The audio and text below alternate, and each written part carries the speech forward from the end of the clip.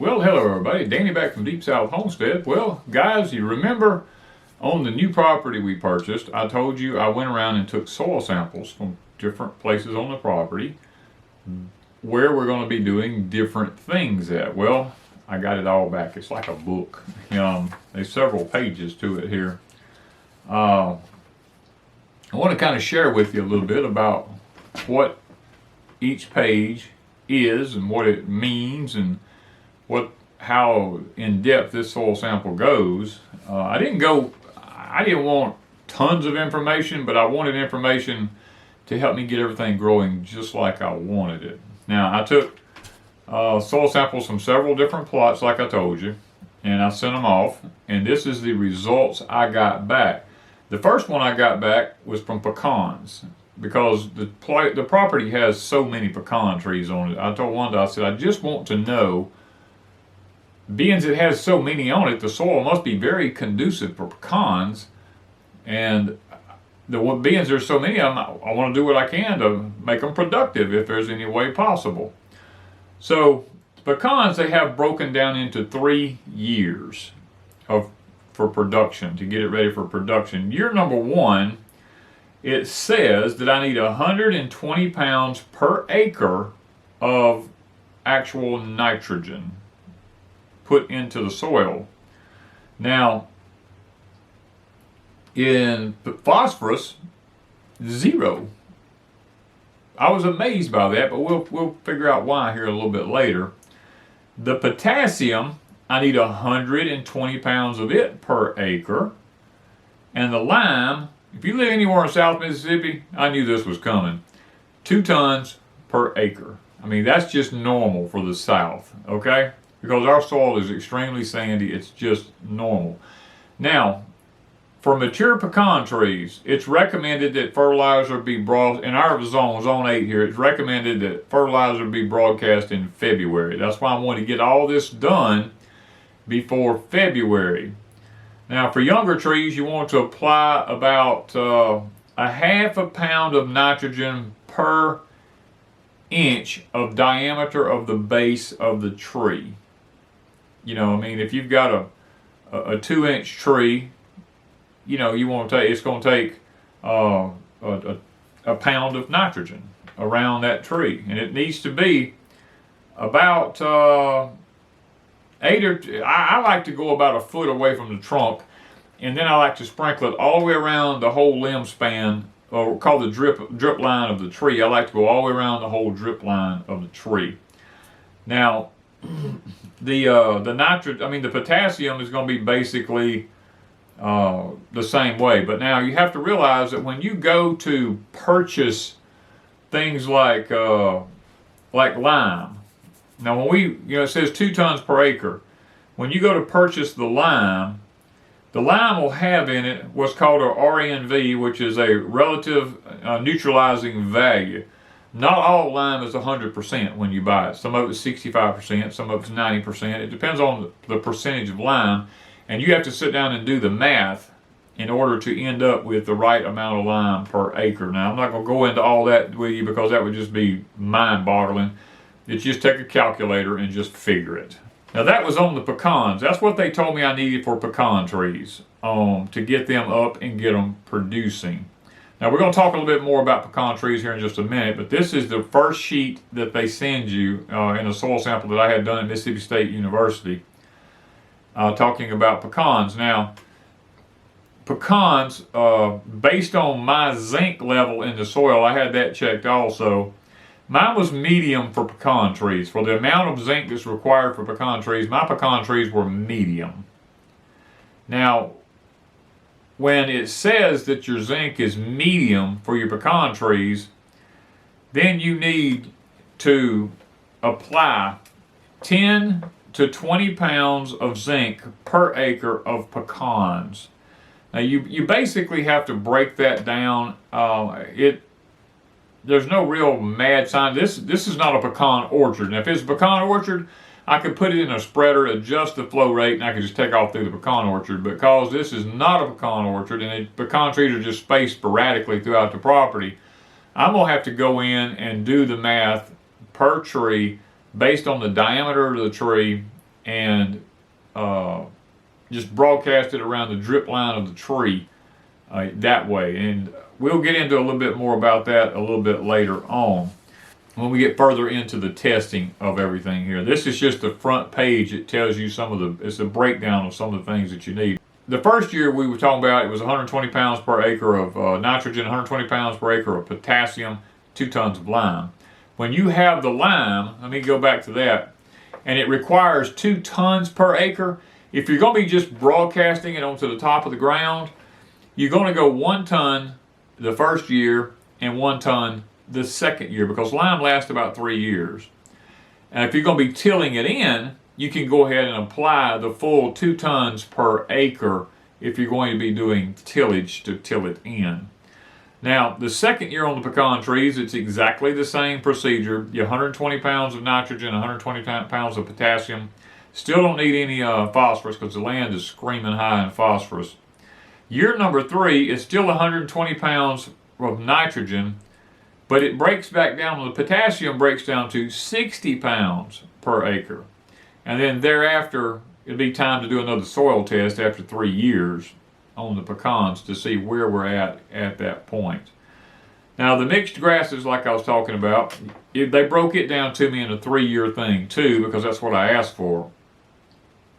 The year number 1, we're going to be putting in 80 pounds per acre of nitrogen for the grass. Now, that really surprised me because the land is evidently extremely rich. The dirt looks really, really good over there. Once again, on the phosphorus, I did not need any phosphorus. The phosphorus is peaked out. Now, the potassium, we needed 80 pounds per acre for the potassium also for the first year.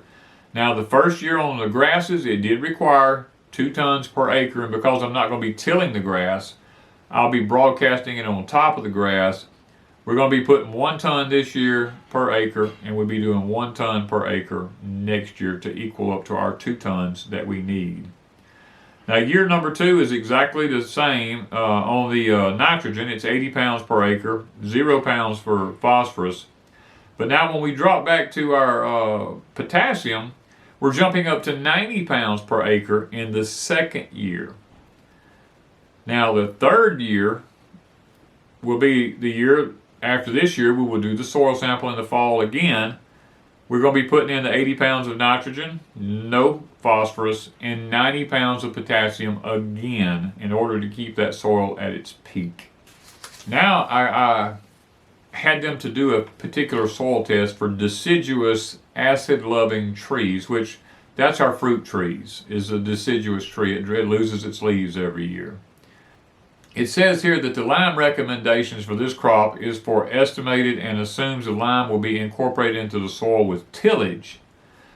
Just like we talked about before, if lime is placed on top of the ground and not incorporated in, then break it up and use it as 1 ton per acre, just like we talked about on the pecan trees and on the hay.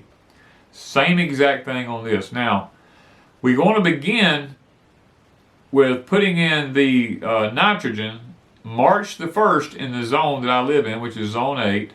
We're going to be applying 0.7 pounds per 1,000 square feet. Now, I have it broken up because we don't have acres of fruit trees. I have it broken up into per 1,000 square feet here. We're going to be putting 0.7 pounds of nitrogen per 1,000 square feet. Once again, the phosphorus, I don't need any phosphorus. Amazes me how that is. And then we're going to put 1.2 pounds per 1,000 square feet of potassium. Now, the lime, we're not going to be putting any lime because we'll be spreading it, broadcasting it in the area before we plant the fruit trees. I'm going with 0.9 pounds instead of 1.2 pounds. We're breaking the potassium down because it's building up in the soil. I'm not putting any phosphorus and I'm not putting any potassium. We're only adding nitrogen. There is some notes here that's put in here. Do not fertilize newly transplanted trees or shrubs for at least 4 weeks after planting.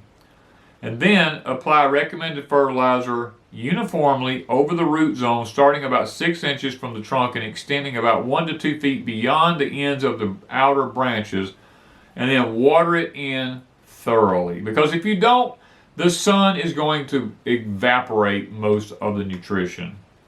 If the soil pH, it says, is above 6, then apply 20 pounds of finely ground sulfur per 1,000 square feet. If it's above 6.5, then put 30 pounds of sulfur per 1,000 square feet. If the pH is above 7, then add 40 pounds of sulfur in order to keep it where it needs to be at. Now, I also had a soil sample done because I have lots of citrus trees. I had one done for citrus trees and loquats also. Now, we're going to want to do them February the 1st. It only takes 1 year on them because it's a 1 year deal with citrus trees. In addition to the fertilizing here, it's got some notes. It says here, in addition to the recommended fertilizers shown, side dress in late May with 1/10 pound of actual nitrogen per year of tree age. Apply fertilizers by broadcasting 1 foot from the trunk and extending several feet beyond the drip line, and then once again water all the fertilizer in real good. Once again, I had this based on 1,000 square foot area. Now, the citrus trees are requiring 2.1 pounds of nitrogen per 1,000 square feet, 1.1 pound of phosphorus. This is the first time we've had to add any phosphorus to the soil. For the potassium is 1.1 pounds per 1,000 square feet. Now, here's one of the differences that we ran into. The lime recommendations was 100 pounds per 1,000 square feet of lime because we're not mass producing these on acres. It's based on square footage here now. Okay. Now, home vegetable gardening. This is the other soil sample I had sent off, and I took soil samples from every place where these particular trees, pecans, grass, gardens, all separate locations. I sent all these in separately. Now for the home vegetable garden, before we plant, now it comes in 2 different stages, pre-plant and then side dress. For nitrogen, 1 pound per 1,000 square feet. That's not much nitrogen for that soil, so it must be fairly nutrient dense, and we're going to see that here in just a minute. No phosphorus per 1,000 square feet. 4.2 pounds of potassium per 1,000 square feet. Now, the side dress application is 1 pound per 1,000 square feet of nitrogen. Still no phosphorus and no potassium. So we're only going to side dress with nitrogen for the garden vegetable crops. Apply lime if it's recommended. This is not showing that any lime is recommended for my garden because of the pH of the soil already for vegetables. It says apply the side dress application of nitrogen 4 to 6 weeks after planting. Apply in a band 4 to 6 inches from the base of the plants. The side dress application of 1 pound of actual nitrogen per 1,000 square feet is equal to 0.34 pounds of actual nitrogen per 100 feet of row. See, I had them break all this down where it makes it really a lot more simple to do. And then it makes a special note here. It says do not get the fertilizer like nitrogen on the foliage of the plant or it will burn the plant. Like if you're doing corn or something like that and grains of nitrogen happen to fall down in the very tip tops of the corn and on top of it, it will burn it and kill it. So you have to be very, very careful when applying nitrogen. And then it also has a special comment about applying urea because urea can be very volatile to the soil. Now comes the actual nutrients. It tells me how high some of these nutrients were in the soil. The first one here is based on pecans. Just like we started off a while ago, the first page is for pecans. The phosphorus is at it says it's at a very high rate. You look on the page here, the line goes way over to where it's high. So we don't need any phosphorus. I'm excited about that. The potassium, on the other hand, is just low. It's not very low, but it's low. The magnesium is not very high, but it's high. And that excites me because I've got a magnesium-rich soil, which means most soils around in the area are magnesium deficient, but this soil seems to be very high in magnesium for pecans. The zinc is in the medium range, which means I need to add a little zinc for pecans. Now, organic sulfur and organic calcium and organic sodium, I didn't have any of that actually ran. At the bottom of the page there, they did the salt in the soil for me, and mine is 0.1, which means it's very low. And then I had the estimated CEC of the soil, which is the basically it's the nutrients that's in the soil. It's the plant's ability to pull nutrients up out of the soil is what that means. And this is a 4.97, which is fairly decent. It's not the best in the world right now, but once we put more nutrients in the soil, it should come up a lot higher than that. But then it has organic matter and total nitrogen, which was not available. I didn't ask for that in the soil because it's all new ground. For the pecans, I didn't want to worry with that. The pH of the soil where my pecan trees are is 5.5, which is normal for this area here. Even in the south down here, even on my other property where I live at, here, it's 5.5. I've had to raise it here also.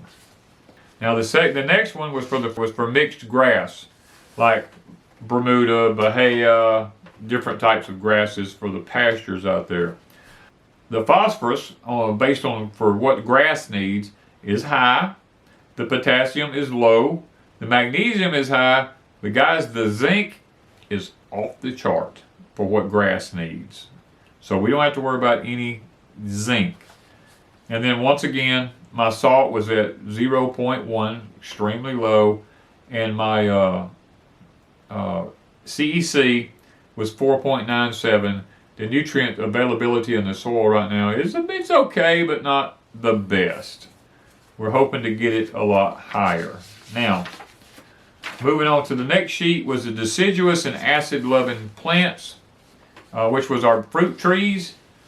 We're back at the 5.5 for them. The phosphorus was high on them. The potassium was low. The magnesium was high. Once again, for fruit trees, the zinc is way off the chart. So we don't have to add any zinc or anything like that. And then, once again, the available soluble salts was 0.1 and the estimated CEC was 4.97, the ability to take up nutrients out of the soil. Now for the citrus trees and the loquat trees, it was 5.5 was the pH. And once again, phosphorus was high, potassium was low, magnesium was high, zinc was off the chart for them. And once again, my salt was low and my CEC was 4.97. Now, for the garden, it was a little bit different.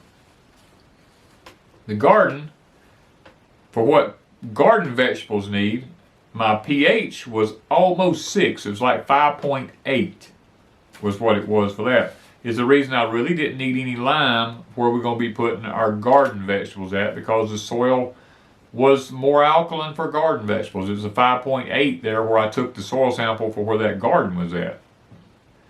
Now, the phosphorus was still high. No potassium. It didn't show any potassium for what the garden, any potassium for the garden vegetables. The magnesium, on the other hand, was high, but the zinc was medium, which is okay for garden vegetables. I don't really have to do anything there. The calcium was at 765. Is one reason that it showed that I didn't need any lime, because the calcium was kind of up a little bit.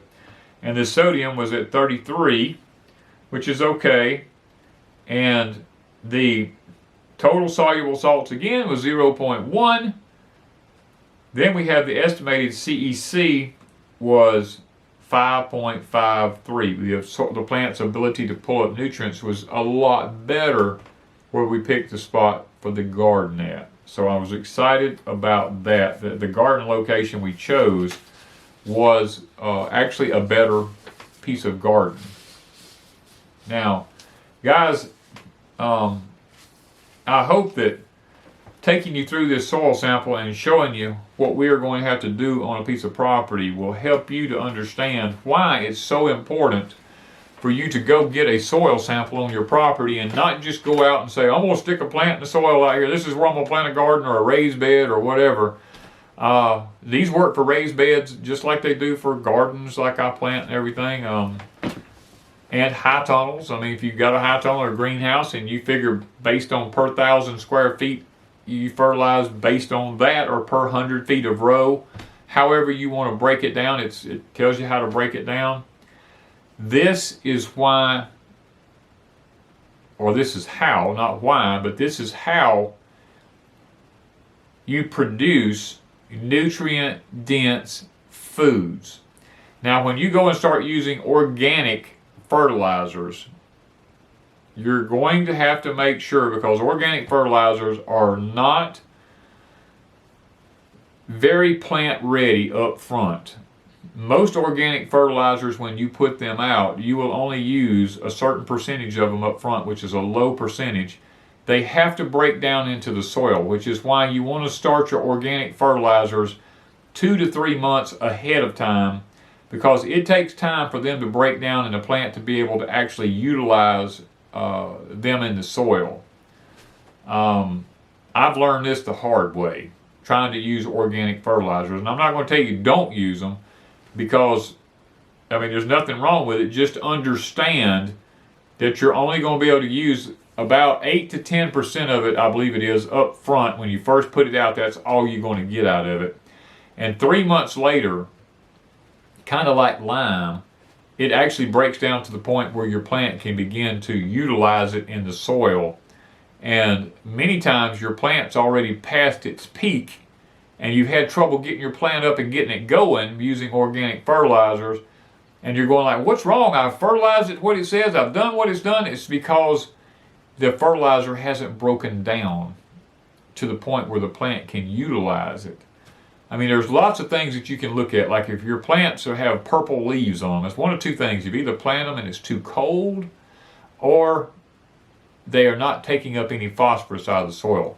If you put too much magnesium or too much phosphorus or too much potassium or too much nitrogen, if you put all these things in the soil just off a whim, off the top of your head, you just start putting it into the soil, then what you do is you get your soil microbiology out of kilter, and you bind up certain things in the soil where your plants cannot take them up. And then if you don't lime your soil and your pH is not at like 5.8 for vegetables is like perfect, if you don't lime it and get it to that, I don't care how much fertilizer you put in the soil, it's not doing you any good because it can't utilize it. I mean, there's lots of reasons why we do these soil tests.